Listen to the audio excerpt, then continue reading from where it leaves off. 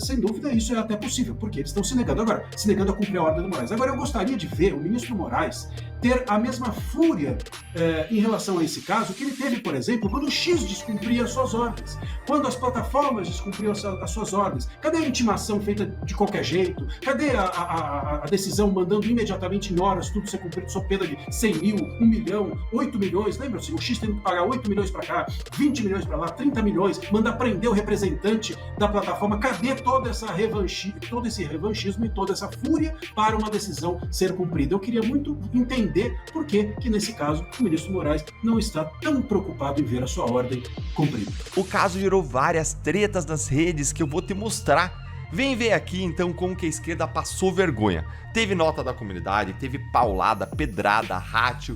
É treta que eu vou te mostrar aqui.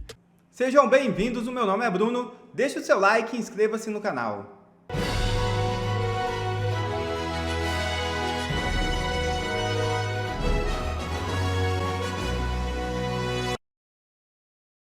PGR recomenda audiência de conciliação para Gleice Geyer. Ministra de Lula quer condenação do deputado por difamação. A PGR se manifestou ao Supremo Tribunal Federal sobre o caso envolvendo a ministra da Secretaria de Relações Institucionais, Gleisi Hoffmann, e o deputado federal Gustavo Gar. A PGR recomenda que seja realizada uma audiência de conciliação entre os dois. Gleice entrou com uma queixa-crime por injúria e difamação contra o parlamentar que sugeriu a formação de um trisal dela com o presidente do Senado, Davi Alcolumbre, e o deputado Lindenberg Farias, namorado da ministra. Estadão se revolta e desmente Barroso em editorial avassalador. É isso mesmo. O jornal Estado de São Paulo publicou neste sábado um editorial contundente que desmentiu as declarações recentes do presidente do Supremo Tribunal Federal, ministro Luiz Roberto Barroso, à revista britânica The Economist. No texto, o Estadão acusa Barroso de propagar falácias e afirma que o ministro faria melhor se optasse pelo silêncio. Abre aspas. Assim como fez anteriormente com este jornal, Luiz Roberto Barroso, presidente do STF, decidiu contestar as críticas emitidas pela tradicional publicação britânica à corte. Teria sido mais prudente, contudo, permanecer em silêncio. Fecha aspas. Registro do jornal. Que lapada, hein? Lula transforma a ação dos Estados Unidos em palanque ideológico. Em mais um episódio que evidencia a submissão do governo federal a pautas identitárias, o petista declarou que defender a identidade de gênero da deputada Erika Hilton é equivalente a defender a soberania brasileira. Mais uma asneira sem tamanho de uma pessoa completamente desconexa da realidade. Lula ainda disse que cobrará por meio do Ministério das Relações Exteriores os Estados Unidos pela emissão do visto da deputada que veio errado. Enquanto isso, em cena bizarra, Trump dá tapa na cara dos globalistas. É isso mesmo. O homem não está para brincadeira. Trump chamou Zelensky para conversar e tentar chegar a um acordo para o fim da guerra. O globalista Macron, aquele que recebe a janja sem o Lula em Paris, queria participar da conversa e a equipe do Vaticano chegou a colocar 3 cadeiras na sala. Trump calmamente avisou para o presidente da França que ele não foi convidado para a conversa. O papo é entre Trump e Zelensky. Os líderes esquerdistas europeus morrem de medo que a Ucrânia aceite acabar com a guerra nos termos de Trump e humilhe os globalistas. E o Lula, que disse que ia acabar com essa guerra tomando cerveja no bar, ninguém viu, ninguém deu falta. É irrelevante demais até para ser desprezado. Muito bom dia, espero que você esteja tendo um domingo abençoado com a sua família. E eu preciso te contar que a esquerda está em crise com a prisão do ex-presidente Fernando Collor de Mello. Eles estão tendo que defender a Lava Jato, dizendo que no caso do Collor tinha provas, mas no caso do Lula não. Isso é verdade, gente? E mais, o caso gerou várias tretas nas redes que eu vou te mostrar. Vem ver aqui então como que a esquerda passou vergonha. Teve nota da comunidade, teve paulada, pedrada, rátio. É treta que eu vou te mostrar aqui. Bora começar aqui então com a jornalista Miriam Leitão, que publicou uma coluna no jornal O Globo em que ela tentou explicar, olha aí, o que ela tentou explicar? A diferença entre Collor e os outros casos da Lava Jato. E ela acabou passando uma vergonha muito grande, como eu já vou te mostrar. Olha o que ela veio dizer aqui, ó. O caso que levou à prisão do ex-presidente Fernando Collor tem origem diferente daqueles que tiveram as provas anuladas pelo ministro Dias Toffoli relativas à Operação Lava Jato. Em primeiro lugar, o caso de Collor não nasce em Curitiba. Portanto, o entendimento do vício identificado pelo Supremo nos processos que envolviam uma relação promíscua entre o Ministério Público e o juiz do caso, o senador Sérgio Moro, não se aplica a esse processo. Desde o começo, o ex-presidente está sendo julgado em Brasília pelo fato de que era senador. Collor foi denunciado pelo então Procurador-Geral da República, Rodrigo Janot, em 2015. Será que isso é verdade? Será que o caso do Collor não tem nada a ver com a Lava Jato em Curitiba? Com vocês, a pedrada do senador Sérgio Moro, que desmentiu o que é, sem meias palavras, uma desinformação da jornalista. Olha aí.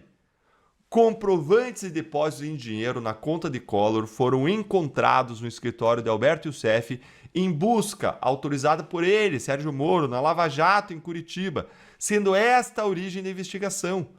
Não procede, portanto, a sua afirmação de que o caso não tem relação com o trabalho de Curitiba. Ou seja, se eles anularam todo o resto da Lava Jato, tinham que anular esse caso também, porque existe um entendimento em direito que quando uma prova é inválida, é ilícita, é nula, porque existe um conluio que fosse todas as provas derivadas, elas caem também. Então, se tem um vício lá na origem, todo o processo cai. A condenação e a prisão do Collor só mostra e confirma o casuísmo do STF. Tinha que ir para a cadeia? Tinha sim que ir para a cadeia, mas os outros também. Isso aqui só mostra como não tem nenhuma falha fundamental no trabalho da Lava Jato. Mostra que os casos podem ser mantidos, que as condenações devem ser mantidas. Mas aí eles vão e eles anulam tudo o que eles querem.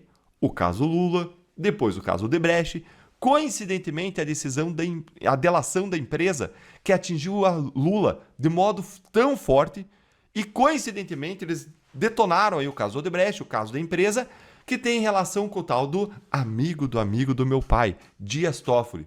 Mas tudo, gente, é mera coincidência. E o senador Sérgio Moro, depois, ele deve ter pensado mais um pouco, ele voltou lá, no mesmo tweet que tinha divulgado o artigo da Miriam Leitão, e ele complementou com outra pedrada, olha aí. Ele respondeu que o artigo dela, que estava publicado aqui no Twitter, dizendo: quem, nos governos do PT, que entregou a BR Distribuidora ao domínio do Collor é que tinha agenda política. Quem fez isso mesmo, Miriam Leitão? Quem? Quem que entregou nos governos do PT a BR Distribuidora para o domínio do Collor? Quem? Não foi Lula, não, hein? Quem? Faltou nominar na coluna, né? Você concorda? Se concorda, vai deixando seu like aqui para mais gente ver isso, ver as desmentidas, as checadas aqui nessas desinformações que a imprensa divulga, especialmente quando o assunto é PT, Lula, Lava Jato. Agora, nossa senhora, gente, que paulada, viu? Que paulada. Quando a fonte primária, que é o Sérgio Moro, alguém que estava ali atuando no caso, vem desmentir a jornalista, a coisa fica feia para a jornalista. E foi exatamente isso que aconteceu. A Miriam Leitão acabou tomando uma bela de uma nota da comunidade no X. Olha aqui a nota da comunidade que ela tomou. Aí, ó. Contexto adicionado pelos leitores. Comprovantes de depósito em dinheiro na conta de Collor foram encontrados no escritório de Alberto Youssef em busca autorizada pelo juiz Sérgio Moro, sendo esta a origem da investigação. A checada aqui na publicação da coluna da jornalista. Gostou da checada? Se gostou da checada também, curta e com força aí o vídeo e vem agora ver a pedrada que eu dei na ministra das Relações Institucionais de Lula, Gleisi Hoffmann, que, diante do constrangimento dessa situação aí da condenação do Collor, de ver o Supremo condenando um outro presidente com base na Lava Jato, ela correu no X para tentar diferenciar o caso Lula do caso Collor. Vamos dar uma olhadinha aí no que a Gleisi escreveu. Primeiro essa parte em amarelo mais forte. A diferença fundamental entre o processo que levou Collor à prisão e a perseguição da Lava Jato ao presidente Lula é evidente. O primeiro é culpado das acusações e Lula sempre foi inocente. Mentira, Gleisi! Lula nunca foi absolvido nem pelo STF nem por nenhum outro juiz, muito menos foi declarado inocente. Na verdade, todos os juízes que analisaram os méritos das ações penais do Lula consideraram que ele era culpado dos crimes de corrupção e de lavagem de dinheiro, com base nas provas do caso. Bora seguir lendo aqui o chororô da Gleisi tentando explicar o inexplicável. Contra Collor, o STF tem provas, recibos de propina, milhões na conta, carros de luxo, além dos testemunhos convergentes. Lula havia sido preso ilegalmente por ordem de um ex-juiz parcial, que não encontrou um centavo de origem ilegal em suas contas e o condenou por atos indeterminados, numa armação política com os procuradores da Lava Jato que foi anulada no STF, confirmando a sua inocência.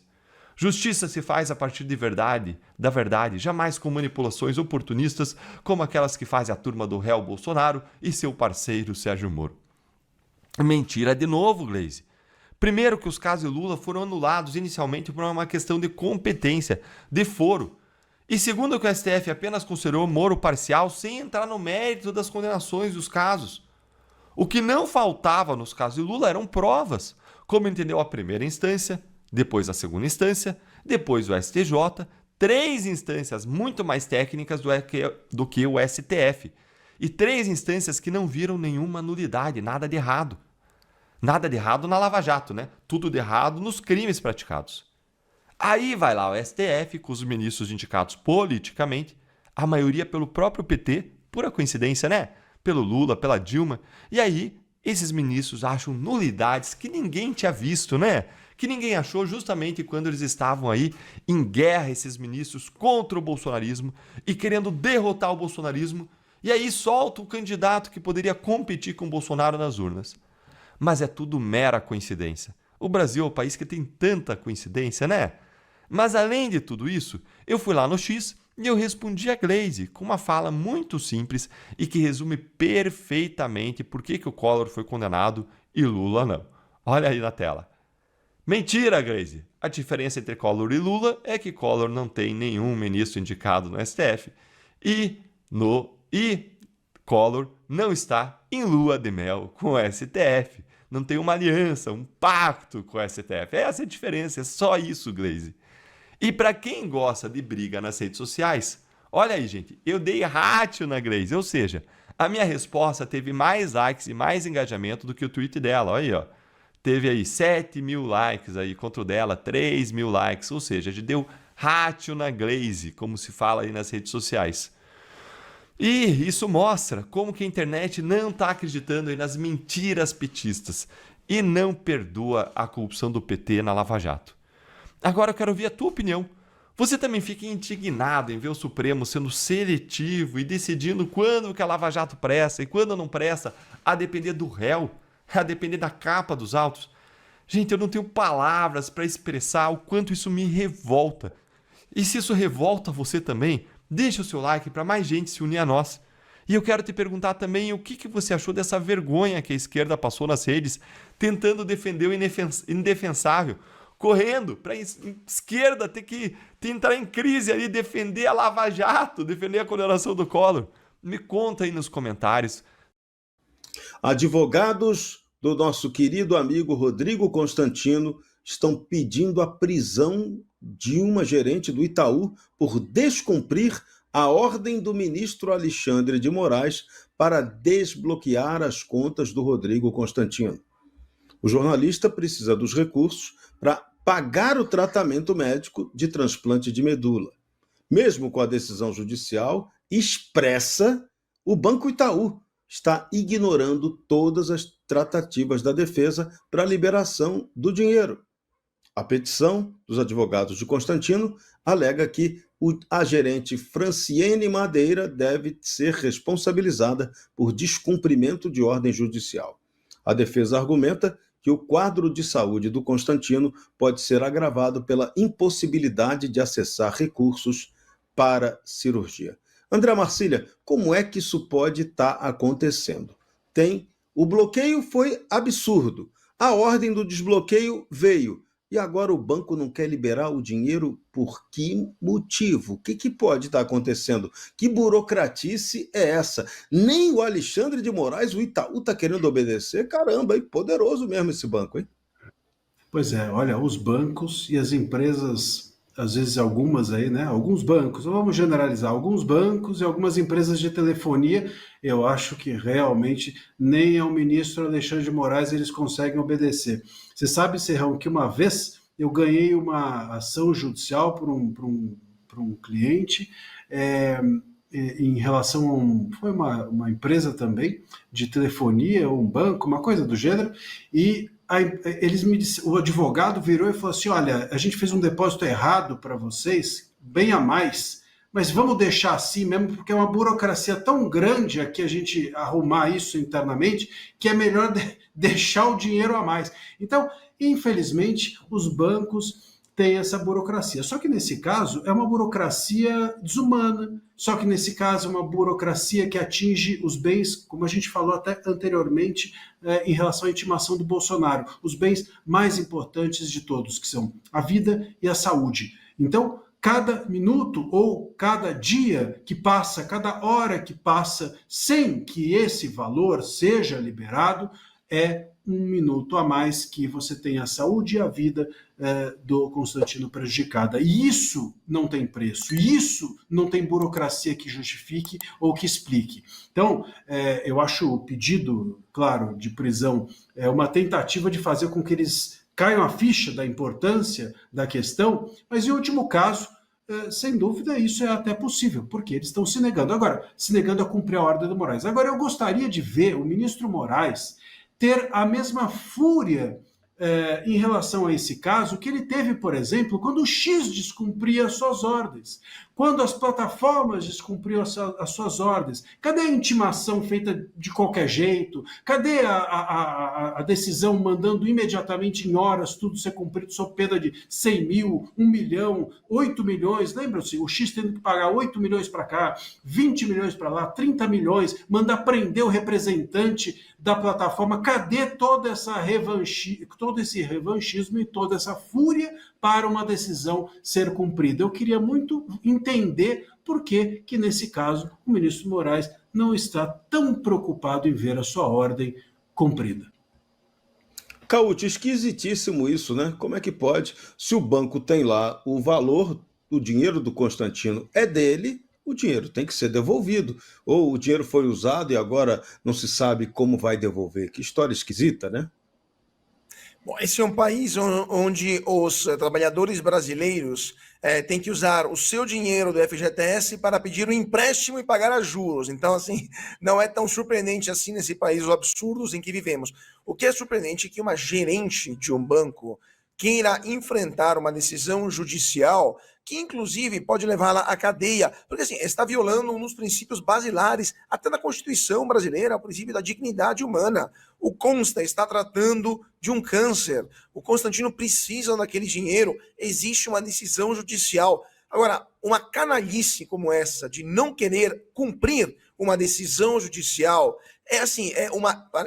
francamente, não sei nem como qualificá-la, porque vai ter consequências jurídicas para ela na pessoa física e para o banco na jurídica. Então, assim, além de expor a imagem do banco, ela também está se expondo a possíveis consequências jurídicas graves. Agora, no país onde tudo é possível, a ver onde isso vai parar e se ela será condenada, etc., ou não, vai demorar anos, etc.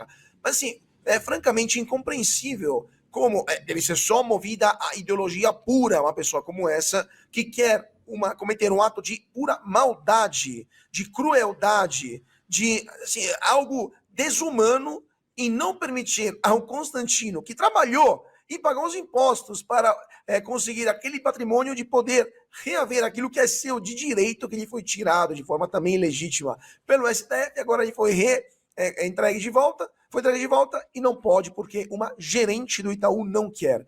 Agora, se tudo isso não é um absurdo sem tamanho e demonstra também como a ideologia deve falar mais forte até dentro das filiais do Itaú, aí não sei como mais definir um comportamento como esse.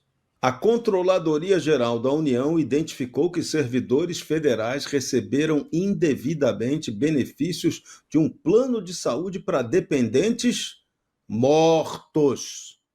O prejuízo aos cofres públicos chegou a 7,9 milhões apenas em dezembro de 2023, podendo alcançar a pequena cifra de 94 milhões em um ano completo. Além dos dependentes falecidos, a auditoria constatou que 12.691 servidores de 121 órgãos receberam repasses indevidos para planos de saúde de pais, proibidos desde 2006. O órgão apontou que o único controle existente é manual e que não há um sistema automatizado para impedir os pagamentos irregulares. Entidades investigadas terão 90 dias para corrigir os procedimentos ou comprovar a regularidade sob pena de devolução dos valores. Dácio Bracarense, essa está competindo com a do banco que não quer devolver o dinheiro do Constantino. É dureza esse país, hein? Dureza, e é curioso porque a gente tem um ministro que condenou o X a pagar 5 milhões de multa diária por descumprimento de decisão judicial. E aí? Qual vai ser a multa do Itaú? Então, ao Constantino, eu recomendo que já mova uma ação de indenização ao Itaú. O Itaú precisa indenizar o Rodrigo Constantino por conta de reter o seu dinheiro que ele trabalhou para conquistar. Não é dinheiro público, não. E nem de nenhuma mamata como essa que a gente vai comentar agora, de plano de saúde pago para gente morta. É dinheiro de trabalho, de esforço, e que ele tem todo o direito de movimentar. Inclusive, eu, como vereador, vou fazer uma moção de repúdio ao Banco Itaú. Já estou aqui anunciando em primeira mão para vocês do Bradock Show. Essa moção de repúdio será protocolada nas próximas horas. Com relação ao plano de saúde pago para gente morta, eu só fico muito triste porque a gente está num país que tem um tal de SUS, que eles falam tanto, mas nenhum deles que elogiam o SUS utilizam o SUS. E nesse SUS, a gente tem 1 milhão de pessoas na fila esperando por uma cirurgia. Enquanto isso, órgãos do Estado estão gastando com plano de saúde para gente que já morreu. Chega a ser um tanto assustador, e eu quero saber se, com essa auditoria, a Polícia Federal vai abrir uma investigação. Porque vocês podem ter certeza, disso vocês podem ter certeza. Os donos desses planos de saúde sabiam exatamente o que estavam fazendo. E tem alguém faturando pesado com essa fraude grotesca numa área tão carente do Brasil.